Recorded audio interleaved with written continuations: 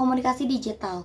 Kayaknya itu dua kata yang udah familiar ya di teman-teman, karena ya itu juga salah satu rutinitas yang udah kita lakuin di setiap harinya. Contohnya kayak buka TikTok, nge-scrolling, chatan sama temen di WhatsApp, terus atau enggak cari-cari informasi di Twitter. Nah, itu salah satu contoh dari komunikasi digital. Halo semuanya, perkenalkan nama aku Sira Senia Paradiba, NPM aku 102250096 dari kelas C325 jurusan akuntansi S1 Universitas Teknologi Digital. Di sini aku mau jelasin tentang komunikasi digital. Dua kata yang kayaknya udah gak asing buat teman-teman ya.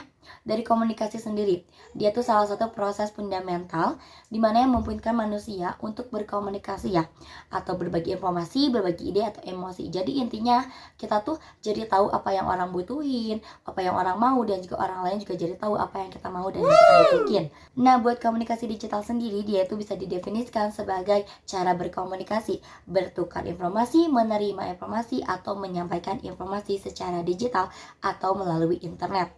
Pastinya hal itu sering banget ya kita lakuin sehari-hari. Nah, dia juga ada 4 konsep dasar yang mendasari komunikasi digital. Yang pertama ada di dunia maya sebagai penghubungnya. Yang kedua ada di komunitas dunia maya sebagai sarana berkomunikasinya manusia. Yang ketiga ada di interaktivitas, yaitu interaksi antara manusia yang ada timbal balik atau secara dua arah.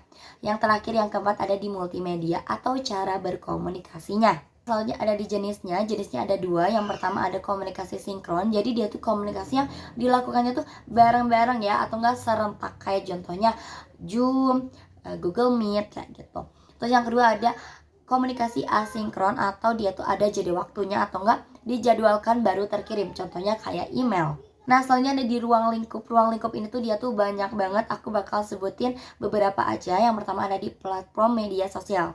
Udah gak asing kan sama itu? Contohnya TikTok, Instagram, Twitter, YouTube, atau juga media sosial lainnya yang bisa dipakai buat bertukar informasi, podcast, atau enggak kayak berbagi konten. Pokoknya udah gak asing buat teman-teman. Yang kedua ada di email. Email itu biasanya dipakai buat bisnis atau akademik ya, buat kayak berbagi dokumen atau menyimpan media atau membagikan pesan gitu.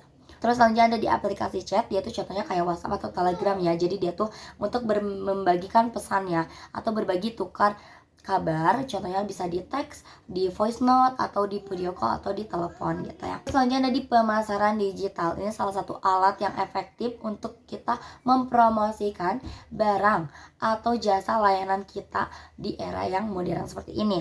Terus yang selanjutnya yang terakhir ada di platform e-learning. Ini salah satu yang efektif juga ya, karena kita bisa belajar dari jarak jauh, jadi nggak harus face to face atau ketemu langsung. Penjelasan yang udah aku jelasin tadi tuh pasti ada dampak-dampaknya. Contohnya kayak dampak positifnya, kita bisa akses dunia lebih luas, bisa kita interaksi global antar kota, negara, bahkan antar benua.